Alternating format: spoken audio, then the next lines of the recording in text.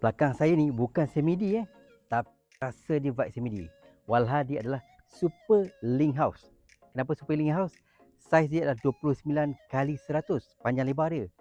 Memang kira panjang sampai ke belakang. Belakang ada backyard 25 kaki lagi.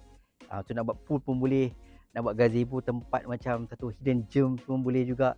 Okey, yang menariknya rumah ni adalah freehold dan menariknya juga lokasi dia terletak dekat dengan sunset view yang terkenal di Bukit Antarabangsa. Bukan itu saja, rumah ni tak menghadap rumah orang lain.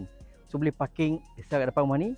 Dalam dekat sini pun ada buffer zone lebih kurang 10 kaki, boleh parking lagi 2 kereta. Dalam ni pun boleh parking lagi 2 hingga 3 kereta lagi.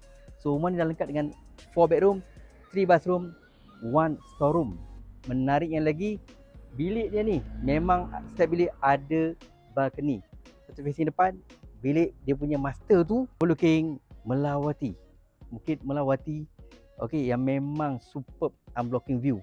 Okey, jadi memang tenang-tenang, boleh relax-relax. Beli rumah ni bukan saja untuk kita duduk balik kerja je kan, tapi untuk kita mencari ketenangan.